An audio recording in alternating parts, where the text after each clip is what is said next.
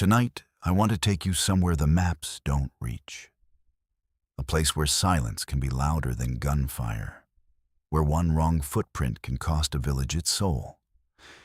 In the high, dry heart of the Apache lands, under a sky that watches everything, a girl named Hannah stepped into a spring that wasn't hers to touch. One boot print, one breath of whiskey on sacred ground. That was all it took. From that single shadow in the mud grew a chain of choices no one could take back: a warrior's honor, tested; a mother's grief, carved deeper; a child forced to choose between the only home she'd ever known, and the only one that had ever seen her scars and not turned away. This is the story of what the land remembers when people try to forget. The sun had barely cleared the jagged rim of the Chiricahua when Hannah Kimble stepped away from the longhouse, basket in hand. White Dove had shown her the plants the day before, small gray-green leaves that eased fever roots that steadied blood. She moved carefully, boots soft on the dry earth, still learning the rhythm of the ground. The air smelled of sage and dust, warm already. She reached the narrow cut where the spring fed the village, kneeled, set the basket down. The water ran clear over smooth stone, cold enough to sting. She dipped her fingers, watched the ripples spread, then freeze. No wind, no birds. The silence arrived like a hand across her mouth. Even the mesquite pods stopped rattling. She lifted her eyes. A single boot-print broad heel nailed sole sat in the damp mud at the edge of the spring, half filled with shadow. Not Apache, not hers. The print pointed toward the village, then stopped as though whoever made it had turned and looked back. Her breath stayed shallow. She did not move. The basket waited beside her knee. Inside it, the herbs lay still, their faint, bitter scent rising against the heavier smell of wet earth and old leather. She knew the law. White Dove had spoken it once low without looking at her. This water was for the people who belonged. No outsider touched it without cleansing. No mark of the white world stayed here longer than the time it took to wipe it away. The print was still soft, fresh. Hannah's hand hovered over the basket. She could pick it up, walk back, tell no one. Let the sun dry the mud, let the print fade. The village would wake, the children would run, and the women would come for water. Life would continue as though nothing had crossed the line. Or she could go straight to White Dove, show her, admit that something of Jeb Harlan, his stride, his stink of whiskey and iron, had reached this far. Admit that the past had followed her quiet as a snake in grass, and now the ground itself remembered. Her fingers closed on the basket handle, then opened again. The herbs shifted, one leaf falling to the dirt. She stood, looked once more at the print. It seemed deeper now, darker in the climbing light. Behind her, far off, a horse snorted once, then silence swallowed the sound. Hannah turned toward the village. The basket hung heavy in her hand. She walked slowly, eyes on the path, feeling the weight of unseen eyes already turning in her direction. The spring behind her ran on indifferent, carrying nothing away. The land had noticed, and land did not forget. The fire in White Dove's longhouse burned low that evening, its light thin and orange against the elm bark walls. Smoke curled upward in slow spirals, carrying the faint smell of pinon resin and old hides. Hannah sat cross-legged on a woven mat near the edge of the platform, fingers working the small shell beads Black Hawk had given her months ago. The string was meant for his cousin's bride. Now it hung unfinished in her hands, a promise half kept. She threaded another bead slow, careful, the way swift doe had shown her loop, pulled tight in each motion, deliberate to keep her mind steady. The reed door covering shifted. No sound of footsteps, only the soft scrape of hide against wood. Ash stepped inside. She carried nothing in her hands but the weight of her gaze. Without a word, she crossed the dirt floor and placed a torn scrap of cloth between Hannah and the fire. The fabric was coarse, homespun, stained dark at the hem with dried blood, and something else, whiskey corn, sharp and sour even through the smoke. Hannah's fingers stilled on the beads. She did not lift the cloth. She did not need to. The smell reached her first familiar as the crack of a strap in a Kentucky cabin. Her throat closed. She kept her eyes on the beads, counting them silently, 1, 2, 3, as though the number might hold her together. Ash stood motionless. Her shadow fell long across the mat. She looked at Hannah, then at the doorway, where a young warrior leaned against the frame arms, folded, watching. No one spoke. The other women in the longhouse had gone quiet. Their awls and baskets lay idle. The fire popped once, sending a spark drifting upward. Hannah's hand moved slow toward the cloth. She lifted one corner. The blood had crusted black, the weave torn where something sharp had caught it. Jeb's shirt, or part of it. Close enough that the scent still clung. Ash's eyes never left her face. There was no anger there, only the flat certainty of someone who had already weighed the cost. She turned her head slightly toward the door. The warrior outside shifted his weight. The bead curtain rattled faintly. Hannah set the cloth down again, her fingers curled into the mat, knuckles pale. She could say it belonged to someone else, a trapper, a lost traveler. Words like that might buy her another night, another morning of threading beads and learning plants. Or she could walk to White Dove, now lay the scrap at the older woman's feet, speak the truth. The man who beat her had left his mark here too, and the land knew it. The beads in her lap felt heavier than bone. Ash waited another breath. Then she turned. Her moccasins made no sound on the dirt as she left. The reed curtain fell back into place. The women resumed their work slowly, quietly, but their glances slid toward Hannah, now sidelong measuring. She stayed where she was until the fire had burned to coals. Outside, the night deepened. Somewhere beyond the mesquite in the ridge, a horse snorted, then another. The sound carried on the still air, distant, deliberate, coming closer. Hannah closed her hand around the unfinished string of beads. She did not look toward the door. But she heard the hoofbeats anyway, steady, unhurried, like a promise no one had asked for. The juniper stood alone on the low rise above the village, its twisted branches black against the pale dawn sky. The council gathered beneath it before first light men in deerskin shirts and blanket robes forming a loose circle on the hard-packed earth. No fire, no words yet, only the slow scrape of moccasins and the occasional cough into a closed fist. Black Hawk stood at the center back, straight hands loose at his sides. The morning cold had settled into his joints, but he did not shift. White Dove sat on a folded blanket to one side, knees drawn up, face carved from stone. The other women stayed farther back, half in shadow, watching. A young warrior, barely old enough for his first real hunt, stepped forward. In his open palms lay a hunting knife blade, dulled with dried blood handle wrapped in a rawhide that had once been oiled and cared for. He placed it in the middle of the circle handle toward the elders, then stepped back without raising his eyes. The knife had been found near the autumn hunting ground, wedged between two rocks, where the people would soon kneel to offer thanks to the deer and the grass. The blood on it was old, but unmistakable, thick, dark, carrying the faint iron stink of a white man's blade. Jeb Harlan's. No one needed to say the name. A low murmur rose among the elders and then died. One of them leaned forward, touched the handle with a fingertip, then drew back as though the metal had burned.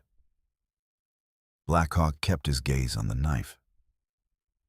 From the edge of the circle, Hannah watched, standing apart, arms folded tight across her chest. She felt the eyes slide toward her, then away again, like wind over dry grass. Black Hawk did not speak. He lifted his head once, found Hannah across the distance, and held her look. There was no anger in it, no plea, only a quiet ache that made the air between them heavier. He knew she had done nothing. The land knew nothing of intentions. It only knew what had touched it. One elder cleared his throat. The thanksgiving cannot be spoken over blood that does not belong. The words were flat necessary. Another nodded. If the ceremony was tainted, the deer would not come. The children would go hungry. The people would weaken. Survival did not wait for fairness. White Dove remained still. Her fingers rested on the blanket, unmoving. An older warrior spoke low to Black Hawk. "You will keep distance from the girl until this is settled." Not a question. Black Hawk inclined his head, once small, controlled. The elder turned to Swift Doe, who stood near the women, one hand resting on the swell of her belly. "And you," he said, "stay apart from her. For the child." Swift Doe's jaw tightened. She looked at Hannah, then away. No protest. The law protected what was coming. It did not bend for what had already happened. Hannah felt the circle tighten without moving. She could step forward now, speak, claim the knife meant nothing to her anymore. But the words would sound thin against the silence of the men who had already decided what the ground required. Black Hawk's shoulders rose, one slow breath in, slow breath out. He could raise his voice, defend her, swear on his own blood that she carried no guilt. The elders would listen, but they would also remember. A warrior who chose a stranger over the people could not lead a hunt, could not stand in council. His word would carry less weight tomorrow. He stayed silent. White Dove rose, then slow, deliberate. The blanket fell from her lap. She crossed to the center, looked down at the knife, then lifted her eyes to Hannah. "The land has spoken," she said, voice low and rough as gravel underfoot. "We must listen." Every head turned. Hannah felt the shift like a cold current. She straightened, took one step into the open ground. Her mouth opened.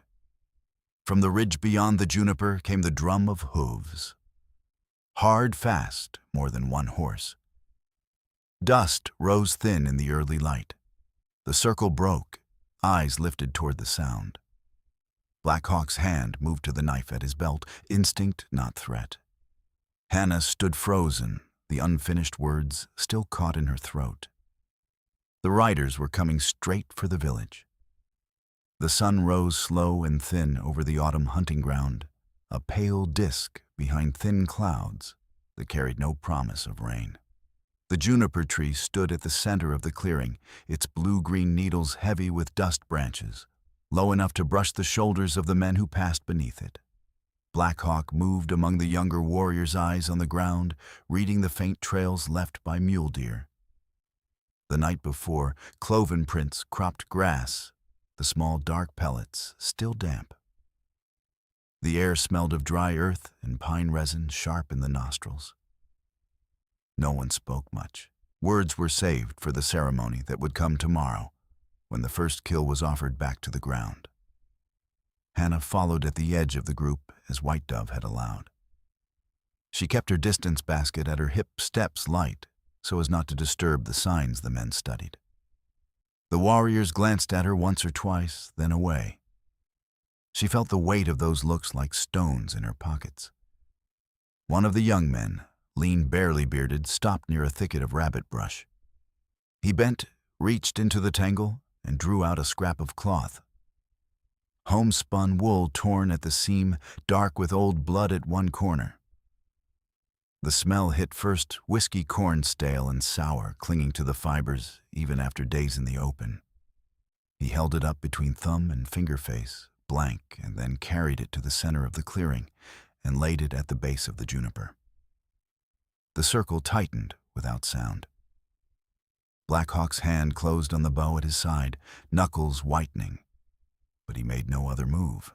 Hannah felt the shift in the air, the way the men's shoulders drew in, the way the silence grew thicker than the dust underfoot. The cloth lay there like an accusation no one had voiced yet. If the thanks offering was spoken over ground, touched by that blood, the deer would not come close next season. The children would feel it first in empty bowls, in thinner blankets when winter bit. White Dove stood apart near the tree's trunk.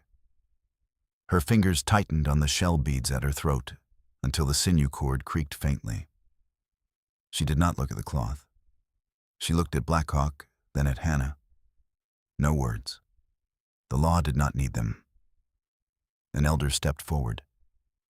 "The girl leaves the ground?" Now he said, voice low and even. "For the ceremony." Not anger, necessity. Hannah felt the command settle on her like cold water. She turned without protest, basket still in hand, and walked back toward the rim of the clearing. No one followed. No one needed to. Swift Doe, who had come to watch from the shade, pressed one hand to her belly and stepped aside as Hannah passed. Their eyes met for half a breath, Swift Doe's dark and steady, Hannah's steady back. Then Swift Doe looked away first. The law guarded what grew inside her. One more day apart, maybe two. Black Hawk remained where he was. The young warrior who had found the cloth watched him waiting. Black Hawk could speak now, call the find a mistake, demand they search again. Swear the stain meant nothing to the ground. The words would carry weight coming from him. But they would also mark him a man who chose one over the people. The elders would remember.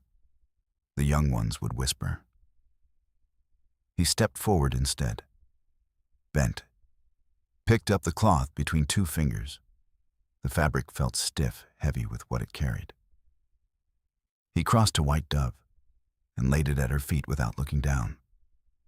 Then he lifted his eyes to Hannah, still visible at the clearing's edge. No plea in the look, only the quiet knowledge that whatever came next could not be unsaid. White Dove regarded the cloth a long moment. Her hand rose, hesitated, then dropped again. The wind picked up, then sudden dry, rattling the juniper needles like dry bones. It carried another sound beneath it, the low, steady drum of hooves from the far ridge. More than one horse, coming straight on.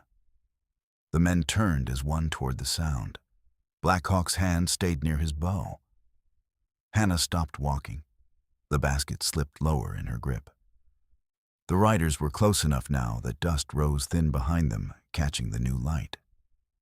The midday sun hammered down on the spring, turning the shallow pool into a sheet of hammered silver. Heat rose in slow waves from the rocks, carrying the dry scent of baked earth and sagebrush. Hannah walked the narrow path with a clay water jar balanced on her hip, the task White Dove had given her that morning: carry water for the children. Light work. Necessary. A way to keep her inside the circle without letting her too close to the heart of it. She rounded the last bend and stopped. A half-dozen young warriors knelt along the bank, digging with pointed sticks and bare hands. No anger in their movements, no haste. They worked steadily, carving a shallow trench that angled away from the main flow, diverting the clearest thread of water into a side channel that would run harmlessly into the gravel below. The main spring still fed the village pool, but thinner now, slower. The water already looked clouded at the edges, carrying fine silt instead of the pure cold it had held yesterday. Hannah set the jar down without sound. She stood in the open shadow, short beneath her, feeling the sun press against her back like a hand. One of the warriors glanced up quick, then bent again to his digging. No one spoke to her. No one needed to. She watched the water change. Each scoop of earth widened the cut. Each handful of mud slowed the clear stream. Drop by drop, the life of the village was being rerouted. Not destroyed, protected. The law demanded it, whatever carried the mark of an outsider's blood, could not touch the source that fed the people. The children, the coming child, in Swift Doe's belly. Survival asked no questions about fairness. Ash stood a little apart near a flat boulder, filling her own jar from what was left of the main flow. Her hands shook once small, almost invisible, before she steadied them. She did not look at Hannah. She did not look away either. The jar filled slowly the water, now tinged with the same silt that clouded the pool. Hannah felt the shift in her own breathing shallow, careful as though drawing air too deeply might break something. She could walk forward, ask them to stop, remind them she had not asked for the knife, the cloth, the boot print. But the words would sound like pleading, and pleading had no place here. The ground did not listen to reasons. She could also turn and leave, now take the path to the secondary spring, farther down the draw, the one that ran closer to the old trail where white men sometimes passed. Smaller flow, muddy after rain, riskier. But it would keep her hands clean of this water, keep the village from having to choose again. The warriors finished. They smoothed the trench edges with their palms, then stood. One nodded to the others. They walked past her without a word, eyes on the path ahead. Ash Rose's last jar balanced on her shoulder.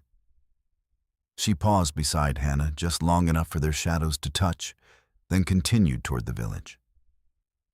The silence she left behind was heavier than the sun. Hannah picked up her jar. She walked past the main spring without stopping, following the faint trail to the lower draw. The secondary spring was shallower, warmer, tasting faintly of iron and stone. She filled the jar anyway. The water sloshed against the clay sides, a small private sound in the empty heat. When she returned to the longhouse, the shadows had lengthened. White Dove waited just inside the door flap, seated on her blanket, hands folded in her lap. No fire yet, only the dim interior light filtering through the smoke hole. Hannah set the jar down. White Dove rose without hurry, crossed to her, and placed a small leather pouch in her palm. Inside dried herbs for thirst, for the dry throat that came from drinking poor water. No words passed between them. White Dove's fingers lingered a moment on Hannah's wrist, cool, steady, then withdrew. Hannah looked past her through the open flap. On the far horizon, a thin line of dust hung low against the sky, stirred by horses moving steady and deliberate. Not scattering, not fleeing. Coming on. She closed her hand around the pouch. The herbs inside crackled faintly like dry leaves underfoot. The dust on the horizon thickened, holding its shape. The village lay quiet at dusk, the longhouses dark shapes against the cooling sky. A thin wind moved through the mesquite, carrying the faint smell of dust and distant pine. In the open center ground, the council had gathered without drum or fire. Only men seated in a rough circle on blankets and bare earth faces half lit by the last red light, bleeding from the west. White Dove sat among them, knees, drawn up, hands folded. Black Hawk stood just outside the ring arms, at his sides, silent. Hannah waited farther back near the edge of the long house shadow, where no one had asked her to stand, but no one had told her to leave. A single rider approached from the trail, slow, deliberate. He was a settler, older gray, in the beard no weapon visible. Cole Ramsey. He reined in at the circle's rim, dismounted, and walked forward, holding a rolled hide map in one hand. The horse snorted once and then stood still. Ramsey unfolded the skin and laid it on the ground between the elders. The map was rough charcoal lines marking the upper spring, across where a dam could be built. Simple, clear. If the dam went up, the main flow would stop in days. The village would have the lower spring for a while, muddy small, then nothing. One elder touched the map with a fingertip, traced the cross, then drew back. Murmurs passed low among the men. Children had already begun to cry in the long houses, small thirsty sounds that carried on the wind. Mothers hushed them, but the hush itself was thin. A week without clean water, less if the settlers moved fast. Black Hawk's jaw tightened. He had spoken for Hannah before too many times. Now an elder looked at him and said, "Quiet. You stay outside the words tonight." No anger. Only the law a man too close to the trouble could not speak for the people. Black Hawk inclined his head once. He stepped back one pace. His hands flexed, then stilled. Inside one long house, Swift Doe lay on her blanket curtain drawn. The elder had spoken to her earlier, rest apart, keep the child from the shadow of what was coming. She had not argued. She had only looked toward the door flap, then closed her eyes. Ramsey stood waiting. He did not speak again. The map stayed open on the ground. The elders looked at it, then at one another, then at White Dove. She had not moved. Her fingers rested on her knees, unmoving. Hannah felt the circle pull tighter without shifting. Every breath in the ring seemed to draw from the same shallow well. She could stay silent. Let them decide. Let the dam rise or fall on words she had not spoken. Or she could step forward now into the open ground and take the choice herself. She moved, slow, one foot then the other. The men parted without rising. She stopped at the map's edge, looked down at the charcoal cross, then lifted her eyes to White Dove, to Black Hawk, to Ash standing silent near the long house. For the first time, she did not lower her gaze. The wind died for a moment. The only sound was the faint creak of Ramsey's saddle leather as his horse shifted weight. Hannah's voice came low, steady, despite the tremor beneath it. "I will go meet him, but not to go back, to end it." White Dove's eyes met hers. Something flickered there, not pride, not relief. A mother's grief, old and deep, the kind that comes when a child chooses a path that cannot lead home. Black Hawk's hand closed into a fist at his side. He did not step forward. He did not speak. His knuckles showed white against the dark skin. Ramsey nodded once, small, careful, then rolled the map. He mounted without hurry, turned the horse, and rode back the way he had come. The hoofbeats faded slow into the night, steady, carrying the message. The council remained seated. No one rose. The map's charcoal lines stayed on the ground a moment longer before the wind began to scatter dust across them. Hannah stood where she was. The circle closed again behind her. Black Hawk watched her from outside the ring, unmoving. The night deepened, and somewhere far off, another horse answered, the first distant, deliberate coming closer. The long house was dark, save for the small fire in the center pit coals glowing low and steady, throwing faint orange light across the elm bark walls. The air inside carried the heavy scent of old smoke and tanned hides, thickened by the night stillness. Hannah sat alone on her mat near the platform's edge, knees drawn up, the string of shell beads resting in her open palm. She had not moved since the council broke. Her fingers traced the smooth surfaces one by one, each bead a small, cool weight, each one carrying the name of the cousin Black Hawk had lost. She did not cry. She simply held them as though letting go would break something that could not be mended. The reed door covering stirred. White Dove entered without sound, alone. In her hand, she carried a short length of cedar no thicker than a wrist, its surface smoothed by years of handling. Carved along one side in careful shallow lines was a name Apache, old, the name of the young hunter whose blood had stained Jeb Harlan's knife.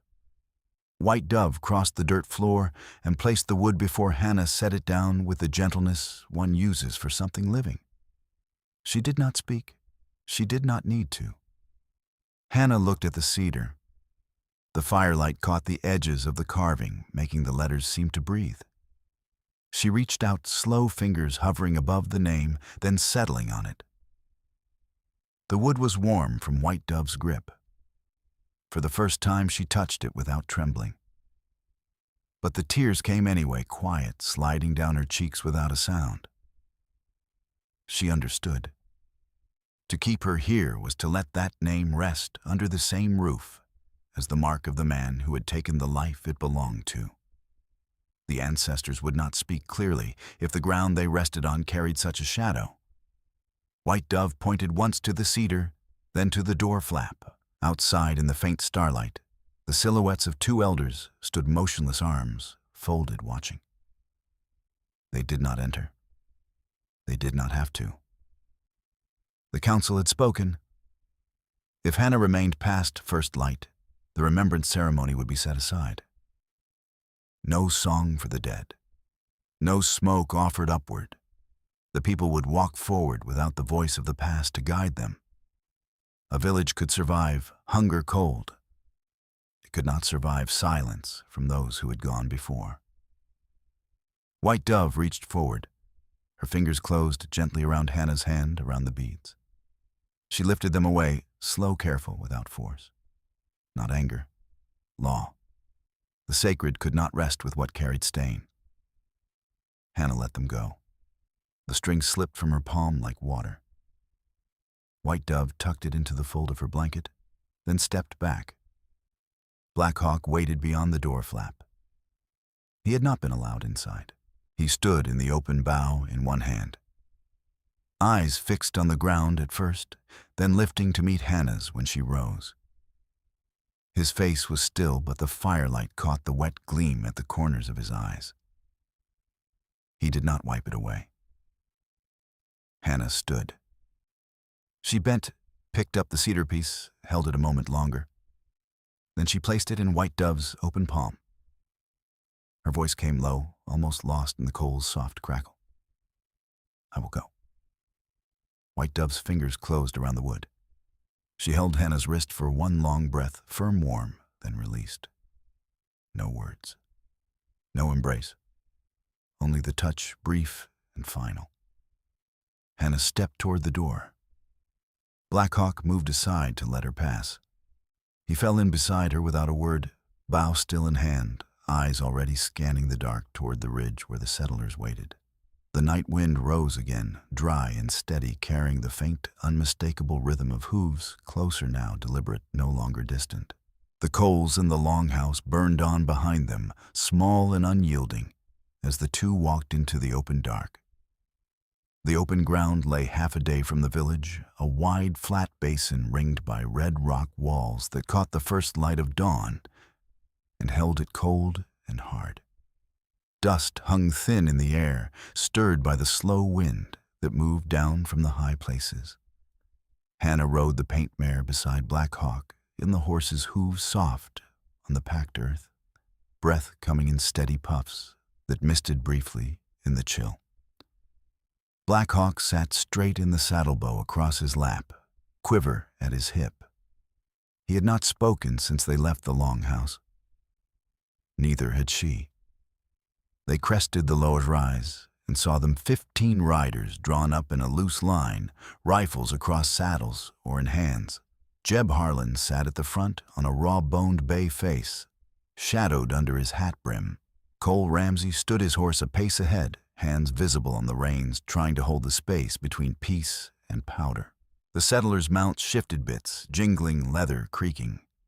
The smell of horse sweat and oiled metal drifted across the open ground. Jeb's eyes found Hannah first. His mouth twisted a thin smile that did not reach the rest of his face. Then he saw Black Hawk beside her. The smile died. His hand moved to the rifle stock, fingers tightening slow. Black Hawk reined in. Hannah stopped with him. The distance between the two groups was perhaps 50 yards, far enough for her words to carry, close enough for lead to find flesh. Ramsey raised a hand palm out. "We talk first," he said, voice flat against the wind. No one answered. Hannah dismounted. Black Hawk followed Boots, hitting the dirt soft. She walked forward alone until she stood halfway between. The settlers watched her. Jeb's eyes narrowed. She reached the center and stopped. The wind tugged at her deerskin shirt, carrying the faint smell of sage and the sharper stink of gun oil from the line opposite. She lifted her chin. She lifted her calm, no tremor in the movement. She reached behind her neck, untied the laces, and let the shirt fall open at the back. The scars showed clear in the rising light, crisscrossed welts, old and new, raised white against the skin. The settlers shifted in their saddles. A low mutter passed among them. Jeb's face darkened. "This is what he calls fathering," she said. Her voice carried low and even. "This is why I left. No one took me. I chose." Jeb's hand rose to the rifle. "You ungrateful little." The words cut off as he jacked around into the chamber.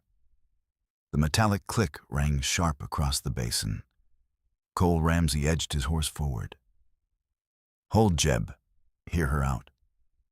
Black Hawk stepped to Hannah's side. His bow was up now, arrow knocked, but the string stayed slack. He did not draw. Behind him, shadows moved among the rocks, 3 warriors hidden, waiting for his word. He gave none. To loose now would light the fuse. The village would pay in blood and empty bellies. Hannah turned so the scars faced them full. "This is his love," she said. "This is why I stay." Jeb's finger curled on the trigger. The muzzle rose. Ramsey shouted, "God damn it, stand down!" Black Hawk moved quick, silent, placing himself between Hannah and the barrel. His back was to her now, shield of buckskin and muscle. The settlers' horses danced. A rifle somewhere in the line came up. The shot cracked dry, flat, echoing off the rock walls. Dust kicked at Black Hawk's feet. No one fell. The echo rolled away slow. Hannah stood frozen. Black Hawk did not flinch. Jeb's rifle smoked. His eyes were wild, locked on the man who had stepped into his line of fire. Ramsey's voice cut through again, hoarse. "Enough." The basin held its breath. The wind died. The only sound left was the faint creak of leather and the slow drip of spent powder from Jeb's barrel. No one moved. The light climbed higher, cold and merciless, showing every scar, every clenched hand, every waiting eye. The dust still hung in the air where the shot had cracked a thin gray veil that caught the climbing sun and turned it dull. The basin held its silence, like a held breath. Jeb Harlan lay on his back in the dirt, right shoulder blooming dark through his shirt, the rifle fallen from his hand. He breathed in shallow rasps, face-twisted eyes fixed on the sky, as though it owed him something. The bullet had come from the rocks, not Black Hawk's bow, but one of the hidden warriors who had seen the muzzle rise and acted without waiting for the word. Necessary, not heroic. Hannah knelt a pace away. She did not touch him. Her knees pressed into the grit hands loose in her lap. The scars on her back still stung from the open air, but she made no move to cover them. She looked down at Jeb, not with pity, not with hate. Only the quiet recognition of an end. The man who had raised the strap every night was bleeding into the same ground that had once held her fear. Nothing more. Black Hawk stood over her bow, lowered now, arrow still nocked, but point down. His chest rose and fell slow, controlled. He kept his eyes on the line of settlers on the rifles that had come halfway up and stayed there frozen. Cole Ramsey had ridden forward, hand raised high. "Enough," he said again, voice rough from shouting. She told it plain, "We ain't rescuing nobody here." The settlers shifted. A few lowered their weapons, others held on fingers white on stocks. One muttered something low about savages, about betrayal, but the words died quick in the open air. Jeb coughed once wet. Blood flecked his lips. He turned his head toward Hannah, eyes glassy. "You're dead to me," he whispered, the words scraping out between breaths. "Dead. To me." She did not answer. She only looked at him until the light in his eyes dimmed a fraction and then looked away. The name Hannah Kimble felt like something shed like old skin left behind on a rock. Black Hawk's hand tightened on the bow. The warriors in the rocks had not shown themselves, but their presence pressed like a weight on the air. If another shot came, the basin would turn red. The village would pay raids burned corn, empty cradles. He had not given the order to fire. The warrior had chosen alone. That choice would follow him, now a shadow on his name. Ramsey spoke to his men. "We're leaving." "She stays. That's the end of it." A few nodded. Others spat into the dirt. They turned horses, slow, reluctant dust rising again as they pulled back toward the trail. Jeb's body was lifted by two of them, rough no gentleness, slung across a saddle like game. He groaned once, then went quiet. The basin emptied. Only the wind remained moving low across the ground, carrying the iron smell of blood and powder away in thin threads. Black Hawk turned to Hannah. He extended his hand open palm up. She looked at it a long moment. Then she took it, fingers cold against his warmth. She did not rise right away. Her eyes went to the far ridge. White Dove and Ash appeared there small against the rock, having followed unseen. White Dove stood still, blanket wrapped tight against the morning chill. Ash beside her face, unreadable. White Dove's gaze moved from Hannah to Black Hawk. No words crossed the distance. She turned her horse slow and started back toward the village. Ash followed. They did not look behind. Hannah rose then. She stood beside Black Hawk, hand still in his. The grip tightened, not hard, just enough to hold. "I can't go back," she said, voice barely above the wind. "If the village don't want me." Black Hawk did not answer. He only closed his fingers around hers a fraction harder, as though the pressure alone could keep what was left from slipping away. Behind them, the dust settled slow. The basin lay empty now, scarred by hoof prints and one dark patch in the dirt that would dry brown by noon. The wind rose again, carrying nothing but the faint, steady echo of retreating horses. And somewhere far off, the low call of a raven, circling high above the rocks. The sun hung low over the Chiricahua ridge, bleeding red into the water of the sacred spring. A few days had passed since the basin, enough for the dust to settle and the blood to dry brown on the ground far away. The flow had returned clear again, steady, the diversion trench filled in with careful hands. The village drank. The children no longer cried from thirst. But the quiet that followed was different from before. Riverhawk stood alone at the water's edge. The name had come to her in the longhouse 2 nights earlier, spoken low by White Dove, without ceremony, without joy. It settled on her like a blanket worn thin by use. She wore the deerskin dress, now hair braided the Apache way, but the scars on her back pulled when she moved, a reminder that some marks did not fade with water or time. She looked down at the stream. It ran smooth over stone, carrying nothing away. No boot prints marred the bank, no cloth scraps caught in the brush. Yet the ground remembered. The people remembered. White Dove stood a distance back near the juniper that marked the ceremony ground. Black Hawk was beside her bow, slung across his back, arms folded. Ash waited with them, the cedar stick still in her hand, the name of the cousin carved deep, unyielding. They did not approach. They did not speak. The law held them there. The one who had carried the outsider's shadow could not stand in the circle tonight. The remembrance would go on without her voice added to the song. Riverhawk watched the water a long time. Children played farther up the draw, their voices small and distant. A few glanced her way, curious, not afraid, but none ran to her. No small hands reached for hers. The village had its water back. It had its life. It did not yet have room for her inside the full light. She bent, scooped a handful of the damp earth at the spring's lip, the sacred soil, dark and rich. She let it sift through her fingers, slow watching the grains fall back to the bank.